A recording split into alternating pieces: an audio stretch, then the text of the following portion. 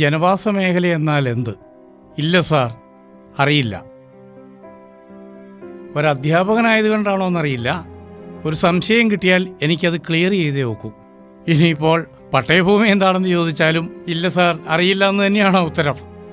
എന്തൊക്കെയായത്? നിങ്ങൾക്ക് ഒന്നും അറിയില്ല എന്ന് നിങ്ങൾ ഭാവിക്കുക. പട്ടയഭൂമിയിൽ ബഫർ സോൺ വന്നു കഴിഞ്ഞാലുള്ള പ്രശ്നം എന്താണെന്ന് ഞാൻ നിങ്ങൾക്ക് കാണിച്ചു തരാം.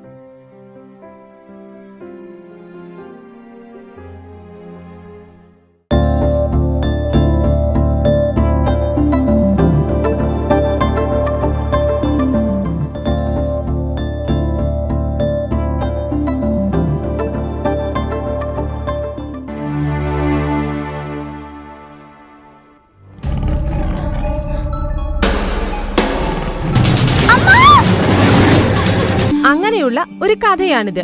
ഇതില് 4 അധ്യായങ്ങളാണുള്ളത്. ഒന്നാമത്തെ അധ്യായം എന്താ കുട്ടി? എനിക്ക് പേടിയാവുന്നു. എന്താന്ന് പറ. ബഫർ സോണിന് എന്താ പറ്റി? നമ്മളെ അവര് മാറ്റോ ടീച്ചർ? പേടിക്കണ്ട കേട്ടോ.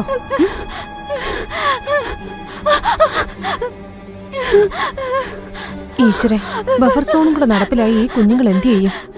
മോളെ പേടിക്കണ്ട കേട്ടോ. Please stop buffer zone. We want justice.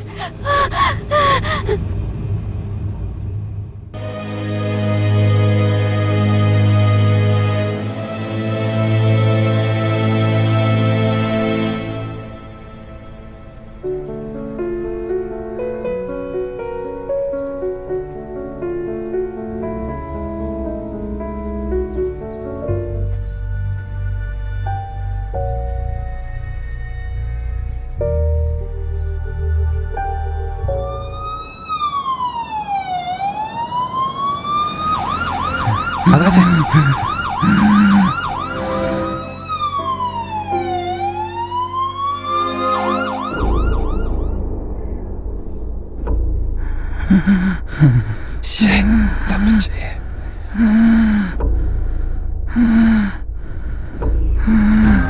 ചേട്ടാ ചേട്ടാ എങ്ങനെയെങ്കിലും ഒന്ന് പോവോ?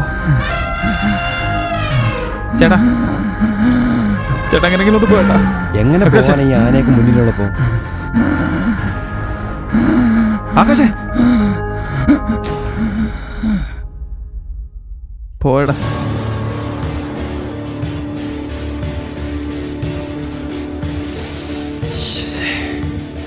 Please stop buffer zone.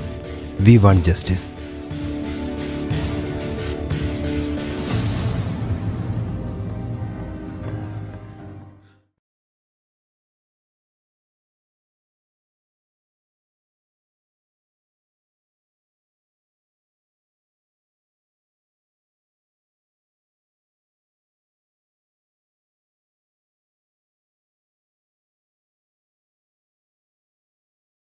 സർക്കാരിൻ്റെ ഒരു ഉത്തരവ് സാർ ശ്രദ്ധിച്ചു കാണും. ബഫർ സോൺ ജനവാസ മേഖലകളെയും കൃഷിയിടങ്ങളെയും ഒഴിവാക്കിയെന്ന് 2019 ഉത്തരവ് റദ്ദാക്കിയിട്ടുമില്ല. ഇതിനകത്തൊക്കെ വൻ കെണികൾ പതിയിരിപ്പുണ്ട്. സാർ, പട്ടയഭൂമിയിൽ കരമടച്ച് റവന്യൂ നിയമങ്ങൾ പാലിക്കുന്നവരുടെ കൺമുമ്പിലാണ് ഇന്ന് ബഫർ സോൺ എന്ന മരണമണി മുഴങ്ങുന്നത്. ഈ ജനം എന്ത് ചെയ്യും സാർ? കഴിഞ്ഞൊരു മണിക്കൂറോളമായി ഫാദറിനോട് പറഞ്ഞ കാര്യങ്ങളിൽ സത്യമുണ്ട്, നീതിയുണ്ട്. ശരിയാണ്, ജനങ്ങൾ കരമടച്ചിരുന്നു, റവന്യൂ നിയമങ്ങൾ പാലിച്ചിരുന്നു. പക്ഷെ ഫാദർ, ഇന്നിതൊരു വനഭൂമിയാണ്. വനനിയമങ്ങൾ അനുസരിച്ചേ പറ്റൂ. ആർഷഭാരത സംസ്കാരം നാനാത്വത്തിൽ ഏകത്വമല്ലേ സാർ? എന്തിനാണ് ഇവിടെ ഇരട്ട നീതിയും ഇരട്ട പൗരത്വമൊക്കെ? സാറിന്റെ കണ്ണുകളിൽ കേന്ദ്രത്തെയും കോടതിയും ഒക്കെ കണ്ടുകൊണ്ട് ഞാനിന്ന് ഈ ജനത്തിനു വേണ്ടി അപേക്ഷിക്കുകയാണ്. Please stop buffer zone. We want justice.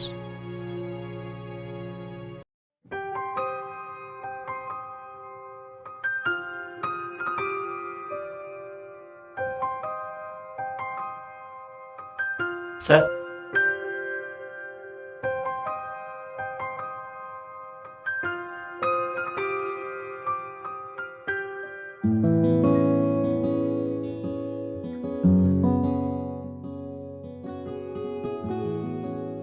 ചേച്ചി എന്നെ ക്ലാസ്സിൽ പഠിക്കുന്ന അനന്തു ഇല്ലേ, അവന്റെ അച്ഛനൊരു സ്പീച്ച് ഇട്ട് യൂട്യൂബില് ബഫർ സോണിനെ കുറിച്ചൊക്കെ. ശരിക്കും അതെന്താ? അതെന്താന്നറിയോ? ഈ ഫോറസ്റ്റ് ഏരിയസ് ഇല്ലേ, അതിന്റെ 1 കിലോമീറ്റർ എയർ ഡിസ്റ്റൻസിലുള്ള പ്രദേശമെല്ലാം വനഭൂമിയാക്കി മാറ്റാനാണ് സുപ്രീം കോടതിയുടെ ഉത്തരവ് വന്നിട്ടുള്ളത്. അതിനിപ്പോ എന്താ? അതിനിപ്പോ എന്താന്ന് ചോദിച്ചാല് നമ്മുടെ സ്കൂളും നമ്മുടെ പറമ്പും ഹോസ്പിറ്റലും ഒക്കെ വനഭൂമിയാകും. അപ്പൊ നമ്മുടെ സ്കൂളും ഫോറസ്റ്റിലാവും. ഈ നിയമം നമ്മുടെ നാട്ടിൽ വന്നാല് നമ്മുടെ നാട്ടിൽ ഇനി പിന്നെ ഒരു ഡെവലപ്മെന്റ്സ് ഒന്നും ഉണ്ടാവില്ല. ഇനിയിപ്പോ എന്തെങ്കിലും ചെയ്യണമെന്നുണ്ടെങ്കിൽ നമ്മൾ ഫോറസ്റ്റ് കൺസർവേഷന്റെ ഒക്കെ പെർമിഷൻ എടുക്കേണ്ടി വരും. അത് വരുമ്പോ ഭയങ്കര ബുദ്ധിമുട്ടാവും. ഇതിന്റെ സീരിയസ്നെസ് ആർക്കും അറിയാത്തതുകൊണ്ടായിരിക്കും അനന്തുവിന്റെ അച്ഛൻ യൂട്യൂബിൽ വീഡിയോ എടുത്ത് സ്പീച്ച് ഇട്ട്. ചേച്ചിക്ക് ഇതെങ്ങനെ അറിയാം? അതെ ജോക്കുട്ടാ, ഞാനൊരു സ്കൂളിന്റെ ഹെഡ് ഗേളാ. ഒരു ഹെഡ് ഗേൾ ആവുമ്പോ ഇതൊക്കെ അറിഞ്ഞിരിക്കണം. ചേച്ചിയുടെ ആഗ്രഹം ഒരു കളക്ടർ ആവാനല്ലേ? ചേച്ചി എന്തായാലും കളക്ടർ ആവും. കൊറോണ വന്നതിന് ശേഷം എല്ലാം ഒന്ന് സെറ്റായിട്ട് വന്നായിരുന്നു. അപ്പോഴായി ബഫർ സോൺ. നിങ്ങൾ ഇങ്ങനെ ഓരോന്നോർത്ത് ടെൻഷൻ പിടിക്കാതെ കൊച്ചിനെ പഠിപ്പിക്കാനാ സ്ഥലം അങ്ങ് വിറ്റാ പോരേന്നേ. സ്ഥലം വിൽക്കുന്നത് പോയിട്ട് ഒരു ലോണ് പോലും ഇനി കിട്ടില്ല. ഇനി അഥവാ ഒരു ലോൺ കിട്ടണമെങ്കിൽ തന്നെ ഒരു 100 പ്രാവശ്യമെങ്കിലും കയറി ഇറങ്ങേണ്ടി വരും. നീ നേരത്തെ പറഞ്ഞില്ലേ ഇത് കർഷകരെ മാത്രമേ ബാധിക്കുള്ളൂ എന്ന്? സുപ്രീം കോടതിയുടെ ഈ വിധി നടപ്പിലായ കർഷകരെ മാത്രമല്ല, ബിസിനസ്സുകാരെയും നമ്മളെയും പ്രതിസന്ധിയിലാക്കും. അരിമേടിക്കലും അടുപ്പ് പുകയിലും ഒക്കെ ചോദിച്ചിനായി മാറും.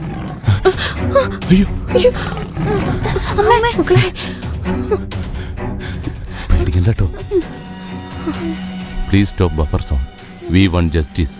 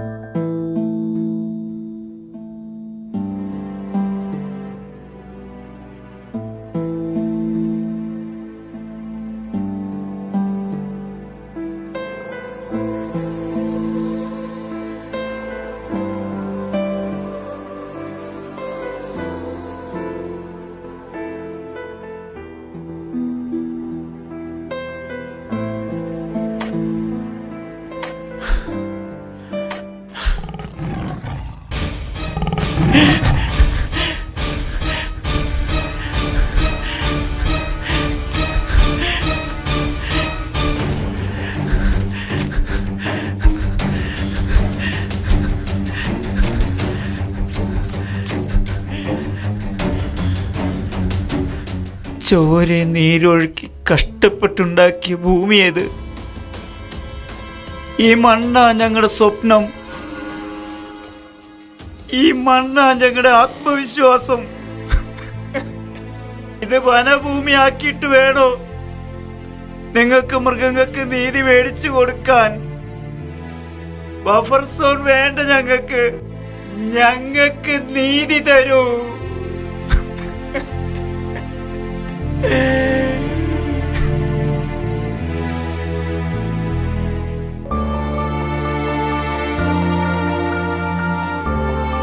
ഇനിയെങ്കിലും ഈ നാടകം അവസാനിപ്പിക്കണം. ഞങ്ങൾക്ക് കിട്ടേണ്ട നീതി ഞങ്ങൾക്ക് കിട്ടുക തന്നെ വേണം.